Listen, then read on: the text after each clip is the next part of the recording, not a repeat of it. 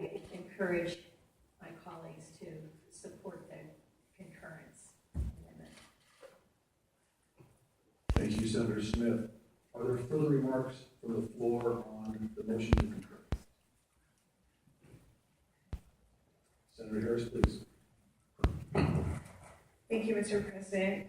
My journey toward my vote today began 18 months ago when, as a Republican, I ran on raising money for education. As I knocked on thousands of doors throughout my Senate district, I heard the frustrations of parents who didn't have enough schools for their children, had large class sizes, didn't have the resources that they needed, and felt very, very frustrated by the education policies that we had in this state.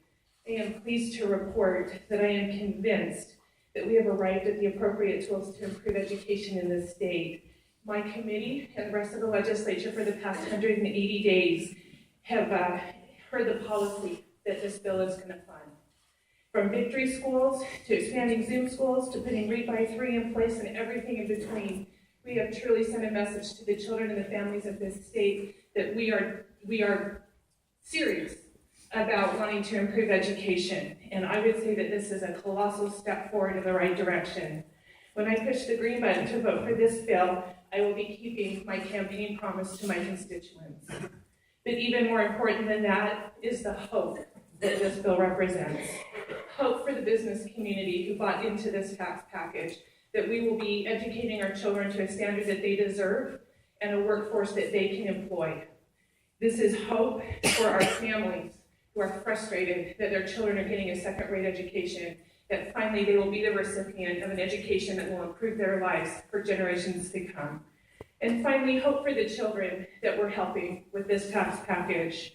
Then I hope that they know that we are aware, that we are deeply concerned, and that we are committed to them. Thank you. Thank you very much, Senator Harris. Senator Brower, please. Thank you very much, Mr. President. I rise eager to concur on this matter, and I just want to make a couple of points for the record. First, I want to recognize the assembly action from last evening that, as we all know, wasn't necessarily a foregone conclusion, but resulted in 30 yes votes for this bill. And I can't, and I won't try to mention or recognize every one of those assembly members who voted yes, but I just want to mention 3 and recognize 3. And we have all watched the other bodies struggle this session. We have heard the jokes. We have, some of us maybe made some jokes, but at the end of the day, I think we should all be very proud of what happened at the other end of the building last night. And in particular, I would recognize Assemblyman Oscarson, who I don't know well.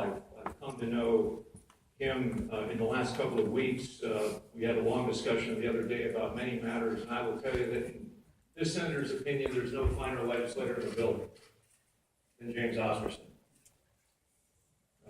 Assemblyman Nelson, who I met only for the first time in January, and I knew at that time that he would be a real leader in the Assembly. He has proven to be just that. If you didn't catch his floor statement last night, I would suggest you watch it, you listen to it. He fairly and I think perfectly captured the issue and why this is so important. And then there's Assemblyman Armstrong, who has been in the unenviable position as a freshman, chairing the tax committee in this of all sessions.